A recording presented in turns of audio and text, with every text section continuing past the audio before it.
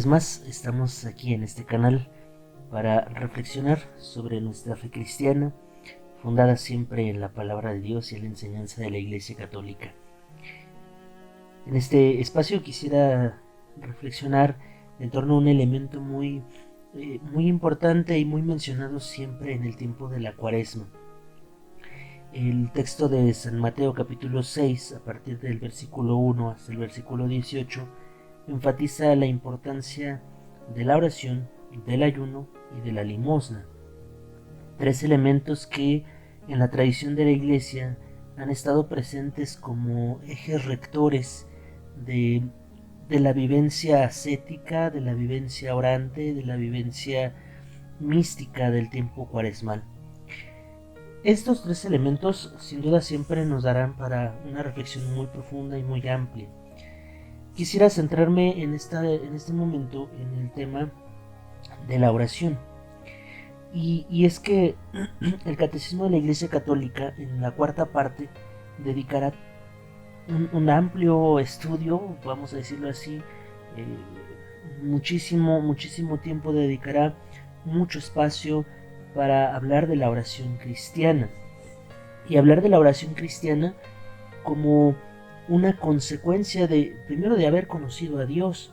Y es que el principio del catecismo de la Iglesia, en esta estructura que maneja, encontramos primero el símbolo de la fe, es decir, el credo, donde se van explicando las verdades de la fe cristiana. Posteriormente se pasa a explicar cómo esas verdades se hacen efectivas en la vivencia de los sacramentos. Después tendremos una tercera parte donde se habla de esta vida ya, de esta vida cristiana, esta vida de la gracia, en la vida de los fieles, para finalmente, como dice el mismo catecismo, vivir en una actitud de relación personal con Dios, vivo y verdadero. Y esta relación, dice el catecismo, se llama oración.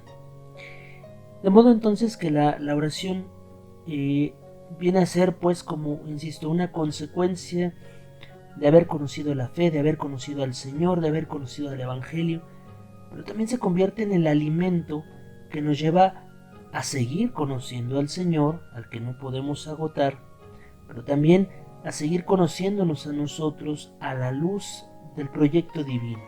¿Qué quiere Dios de mí? ¿Hacia dónde Dios me conduce? ¿Qué espera el Señor que yo haga? Entonces la oración, en este sentido, el catecismo nos la ofrece como una actitud propia del cristiano. No se puede entender un cristiano que no está en relación con Dios. De hecho, aquí encontraríamos un sentido muy profundo a la palabra religión. La religión en su etimología tiene esto: religión, religar, unir, relacionar. Entonces la oración cristiana se convierte para el cristiano en un medio de relacionarse con Dios, de vincularse con Dios, pero además, como el catecismo lo va a tratar, pues en un modo eminentísimo para relacionarse con la comunidad, con los hermanos. Pero ¿qué es la oración? Definitivamente nosotros no podemos agotar el tema porque es muy amplio y siempre desde diferentes puntos de vista encontraremos mucho que decir. Siempre desde la experiencia de los santos podremos aprender algo nuevo, desde la experiencia de la escritura, que viene a ser una experiencia fundamental para el creyente, pues encontraremos siempre muchas vetas que seguir explotando para enriquecer nuestra experiencia de oración y también pues para alimentar ese deseo constante de buscar a Dios. Sin embargo, el catecismo de la Iglesia Católica, a partir del numeral 2559, se atreve, lo digo entre comillas, se arriesga a hacer una especie de definición. Creo yo, no buscando agotar el tema, sino más bien orientándonos para tener un criterio común. La oración, dice el texto, citando a San Juan Damasceno, es la elevación del alma a Dios o la petición a Dios de bienes convenientes. ¿Desde dónde hablamos cuando oramos? ¿Desde la altura de nuestro orgullo y de nuestra propia voluntad o desde lo más profundo? confrontar el Salmo 130. De un corazón humilde y contrito, el que se humilla es ensalzado. La humildad es la base de la oración. Nosotros no sabemos pedir como conviene, dice la carta a los Romanos capítulo 8, versículo 26. La humildad es una disposición necesaria para recibir gratuitamente el don de la oración. El hombre es un mendigo de Dios, citando a San Agustín en el Sermón 56. En este párrafo encontramos primero esto que se toma de la enseñanza de San Damasceno, de San Juan Damasceno, que dice: la oración es elevación del alma a Dios, relación o la petición a Dios de bienes convenientes. Entonces, implícitamente en esta relación también estamos buscando lo que me conviene, pero no lo que me conviene según yo, sino lo que me conviene según Dios, según el proyecto de Dios. Que habrá que decir que para un cristiano con el supuesto de la fe, hemos de pensar, o pensamos, creemos, que lo que Dios me da siempre será lo que más me conviene. Por otro lado, el catecismo, citando también fragmentos del Salmo, en este caso del 130, y la carta a los Romanos capítulo 8, concluye en decir que la oración es un don, es un regalo, es un ofrecimiento que Dios nos da. Y sí, pues es Él quien ha tomado la iniciativa de relacionarse con nosotros. La Sagrada Escritura, por ejemplo, en el en el libro del Génesis, capítulo 3, cuando narra el rompimiento del hombre con Dios, nos hace conscientes de una cosa. Cuando dice que Dios, el Señor, bajaba a buscar al hombre, a relacionarse con el hombre.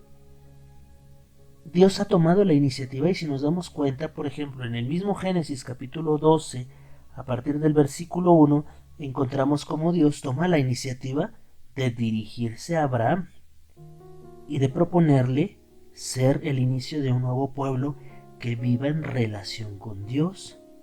Es Dios quien en el capítulo 3 del libro del Éxodo se aparece a Moisés y le dirige su palabra. Es Dios quien, encarnado en Jesucristo, en la segunda persona de la Santísima Trinidad, se dirige al encuentro de los apóstoles y les propone el seguimiento, les propone ser discípulos. Es Dios el que toma la iniciativa. Entonces, la oración es un don, pero es un don que recibe el humilde, el que sabe quién es, el que se ha dado cuenta de la necesidad. Por eso es importante en este proceso, vamos a decirlo así, que el catecismo nos propone de vida cristiana. Es necesario que la oración se dé después de conocer al Señor. Yo no me puedo relacionar con alguien que no ha tomado la iniciativa de relacionarse conmigo. En este caso de Dios, porque Dios, pues a Dios no lo conocemos. Dios se nos va revelando, así como a la humanidad se le fue revelando en la historia de la salvación. Bueno, en la historia de salvación de cada uno de nosotros, Dios se nos va revelando, Dios se nos va manifestando. Y conforme más le vamos conociendo, vamos sintiendo más la necesidad de estar en diálogo con Él. Por eso es que no puede orar una persona que no ha tenido ese encuentro con Él. La Cuaresma entonces será para nosotros un tiempo precioso para abrir el corazón a la relación con Dios. ¿Pero cómo la abro? Pues abriendo mi relación con el Dios que se revela. Es decir, cómo Dios se ha manifestado, ya lo hemos dicho, a través de la historia de la salvación. ¿Y dónde conocemos la historia de la salvación? Pues en el texto sagrado, en primer lugar, en la Biblia. Si yo no empiezo por abrir el texto, si yo no empiezo por abrir la Sagrada Escritura y enterarme de cómo Dios se ha relacionado con los seres humanos, difícilmente podré tener este deseo de conocerle más. Si yo no abro el Evangelio y descubro a Jesús y me doy cuenta cómo curaba, cómo enseñaba, incluso cómo corregía, difícilmente podré anidar en mí o alimentar en mí ese deseo de hablarle, de dirigirme a Él. Entonces la Cuaresma no es un tiempo solo para rezar mucho, sino un tiempo para propiciar el encuentro. Pero este encuentro, además de darse en la Sagrada Escritura, seguramente podrá también darse en la experiencia de los sacramentos. Y es que para nosotros los cristianos, los sacramentos son eficaces. Jesús, en su palabra, quiso instituirlos para relacionarse con nosotros. Bueno, entonces que quien va a misa, quien escucha la Santa Misa, escucha la palabra que se proclama en la Eucaristía, participa del banquete eucarístico, empieza a tener una relación, se abre al don de Dios. El que va y se confiesa, reconoce su pecado, se arrepiente, quiere ya no vivir esa realidad de pecado, pues se abre a la acción de Dios en el sacramento de la confesión, así como el enfermo que busca la unción no para sanar físicamente solamente, sino además también para experimentar la fuerza de Dios que le acompaña también en el sufrimiento. Y así cada uno de los sacramentos pudiéramos mencionar algo de ellos. Entonces a Dios podemos encontrarlo, nos podemos abrir a la experiencia de Dios en la Escritura, en los sacramentos, en la comunión de la Iglesia, porque la fe cristiana no es una fe intimista ni egoísta, es una fe que se abre siempre a la comunidad y que tiene como una base fundamental la experiencia comunitaria.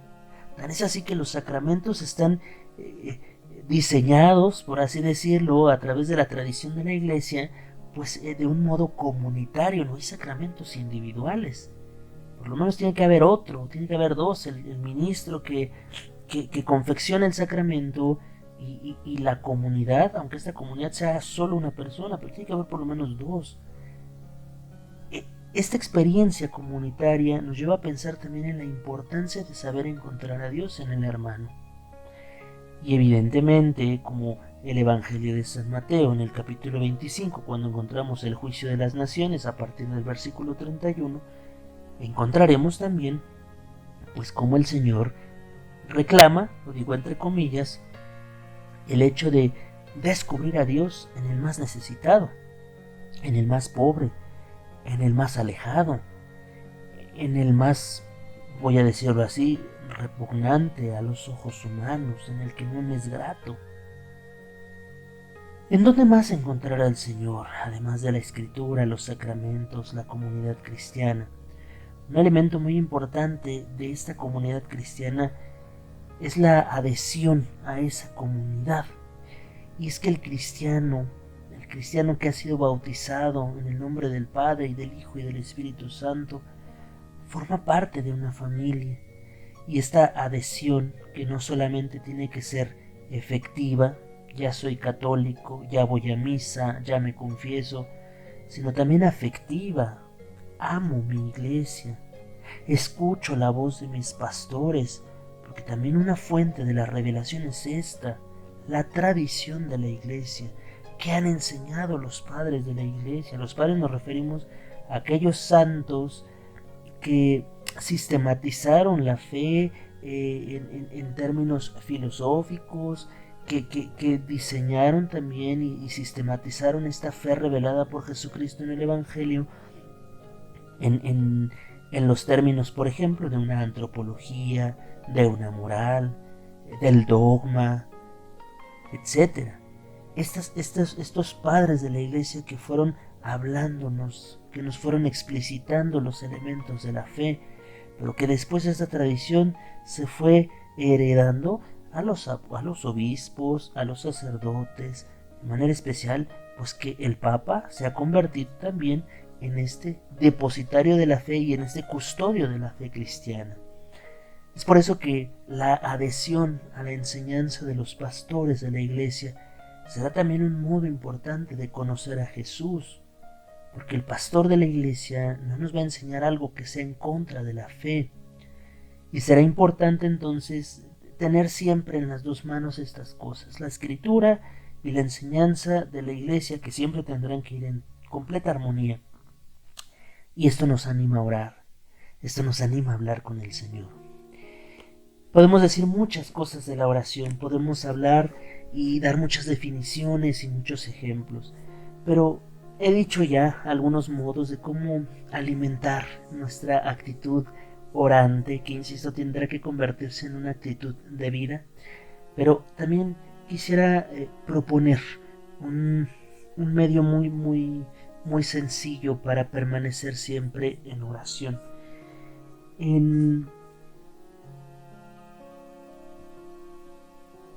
Hay un texto de las cartas de San Pablo, donde lo vamos a encontrar en la carta de San Pablo, la primera carta a los Tesalonicenses, capítulo 5, versículo 16 en adelante. Encontramos una invitación de San Pablo: oren sin cesar, oren en todo momento. Esta expresión podríamos decir incluso tan imperativa, pero también a modo de un consejo de alguien que le urge que entendamos nuestra relación con Dios, pues nos anima a nosotros a poder asumir esta actitud. Pero ¿cómo orar sin cesar? ¿Cómo orar sin detenernos? Porque muchas personas pensarán que la oración sea solo rezar o estar dentro de una iglesia. Tal pareciera que en la experiencia de este San Pablo, que anima a sus comunidades a orar sin cesar, pues pareciera que no es que él se haya dedicado solamente a rezar metido en una cueva, en una iglesia, en una sinagoga. Pablo, un hombre de mucha acción, de mucha labor misionera, de muchos viajes, de mucha predicación, es un hombre que nos anima a orar sin cesar.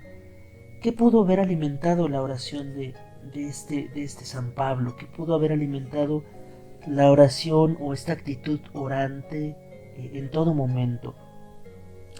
En las iglesias orientales, de manera especial, orientales nos referimos justamente al Medio Oriente y de ahí para el otro lado del mundo. En las iglesias orientales no se sabe a partir de cuándo, pero muy seguramente con los inicios de la vida monástica, de la vida eremítica, que vamos a tener por ahí del siglo IV después de Cristo, después de que la religión católica se oficializa en el Imperio Romano con Constantino. Esta experiencia de los mártires, de entregar la vida por Cristo, pues deja de ser ya actual. La religión se hace algo oficial, y digamos que en algunos sectores el cristianismo empieza en un decaimiento moral, pues justamente a causa de que la religión ya es un modo oficial de vivir, incluso conveniente para algunos, en el sentido malo de la conveniencia. Esta situación lleva a que muchos cristianos quieran vivir en una actitud muy martirial, muy testimonial su cristianismo, y de manera muy radical. Entonces se van a los desiertos, a las cuevas, a hacer una experiencia de monjes, es decir, de ellos solos en Cristo, viviendo en una actitud de oración, de reflexión de la palabra. Probablemente en la experiencia de estos hombres y de estas mujeres que se fueron a los desiertos, había esa necesidad de orar constantemente mientras se trabajaba o mientras se hacían algunas otras labores que no necesariamente eran un sacramento o una oración litúrgica, porque también esto se iba construyendo. Este tipo de oraciones, probablemente ahí nacieron las jaculatorias. Jaculatoria viene de pequeña flecha, eso significa la palabra jaculatoria, como oraciones breves que te mantengan pensando constantemente en Dios. Tenemos las oraciones del Padre Nuestro, el Ave María, que para ese entonces ya existían, pero finalmente oraciones un poquito más largas. Existe también ya el rezo de los Salmos, que habíamos heredado ya del pueblo judío, y que ya tanto Jesús como los apóstoles habían conservado totalmente. Entonces, definitivamente las jaculatorias pues eran una opción breve, sencilla, concreta de mantenerse en oración. No se sabe cuándo, pero sí se tiene idea desde que hace muchos siglos muchos de estos hombres y mujeres que hicieron la experiencia de la vida eremítica tomaron dos textos del Evangelio de San Lucas. San Lucas 18:38 y San Lucas 18:13. Uno es el relato del ciego del camino y otro es el relato de la parábola de la oración del fariseo y el publicano. En estos dos textos encontramos estas dos expresiones que dice en su caso, cada uno, el caso del publicano y el caso del ciego, dicen esto: Señor Jesucristo, Hijo de Dios, ten piedad de mí, que soy pecador. Señor Jesucristo, Hijo de Dios vivo, ten piedad de mí, que soy pecador. Esta oración, esta ejaculatoria, esta pequeña oración se convirtió en una experiencia de esta oración constante, pero además muy profunda, porque ese ciego, al afirmar a Jesús como el Señor, el Hijo, él dice el Hijo de David, está afirmando el mesianismo de Jesucristo, está afirmando que en Jesús está el Mesías. Por otro lado, el publicano, cuando dirige su oración, Jesús lo narra, lo único que dice es, sin voltear la mirada hacia arriba: ten piedad de mí, Señor, que soy un pecador. Entonces tenemos aquí en esta brevísima oración una gran profesión de fe en Jesucristo, pero también tenemos una gran expresión de humildad. ¿Quién soy yo? Soy un pecador. Decía el catecismo, la humildad es la puerta que abre al don de la oración. No puede orar aquel que no se siente necesitado de Dios, que no se siente limitado, que no se siente vulnerable. Ora aquel que se siente todo eso, limitado, vulnerable, pequeño, incapaz, pero que reconoce en Jesús su señorío, su divinidad, su poder. Señor Jesucristo, Hijo de Dios vivo, ten piedad de mí, que soy pecador. Esta oración se convirtió en un elemento indispensable en la liturgia y en la experiencia de la vida cristiana, sobre todo de los cristianos de Oriente, pero que después, en el siglo XIX, siglo XX, empezó a introducirse también ya en la experiencia más cotidiana de la Iglesia occidental. Hay una obra, Los relatos de un peregrino ruso, de un autor anónimo, que va relatando la experiencia de un hombre que quiere saber orar sin cesar, y se encuentra con la riqueza de esta brevísima oración. Es prácticamente un tratado sobre la oración que yo recomiendo muchísimo leer, porque va narrando de una manera muy rica y muy entretenida, va haciendo todo una metodología de la vida de oración en pasos muy sencillos, cosas muy pequeñas y muy concretas, pero que nos mantienen en oración. A esta oración se le llamó la oración de Jesús, la oración del corazón, porque muchos sabios del Oriente, sobre todo de Rusia, de Medio Oriente, afirmaban que cuando esta oración se va diciendo al ritmo de la respiración, se va asimilando de una manera muy interior y muy profunda, de modo que al llegar a ser tan cotidiana y tan mía, cuando la he repetido muchísimas veces, pareciera que el corazón la dice cuando late. Es una experiencia también de la vida mística, sobre todo de los cristianos de Oriente, pero que no solo está destinada a ellos, sino que es una experiencia que podemos hacer cada uno de los cristianos que queremos vivir en una actitud de orar sin cesar. Reza esta pequeña oración: Señor Jesucristo, Hijo de Dios vivo, ten piedad de mí, que soy pecador. Una oración que seguramente te puede venir a hacer mucho bien. ¿Cuántas veces? Las veces que puedas. Cuando trabajes, cuando viajes, cuando camines, cuando estés en la iglesia. Señor Jesucristo, Hijo de Dios vivo, ten piedad de mí, que soy pecador. Espero que esta brevísima oración pueda contribuir a un deseo profundo de encontrarse con el Señor y de conocerlo, porque no hace falta decir muchas palabras, sino abrir el corazón, como dice el catecismo, humilde al don de Dios. Te animo a que puedas hacer esta experiencia, y en el próximo video te quiero enseñar a hacer una cuerda de oración que en el mundo oriental es muy usada para esta oración del corazón. será más bien un video como tutorial para hacer una manualidad que te puede servir. La cuerda de oración o el comboskini, como se le conoce en griego, combo, nudo, skini, cuerda de nudos, vamos a decir, como el antecedente al Santo Rosario. Entonces, bueno, pues ojalá que puedas estar aquí con nosotros para que durante esta cuaresma te animes también a hacer este ejercicio de oración y a lo mejor también hacer esta manualidad que pueda servirte en tu experiencia de oración y de vida cristiana.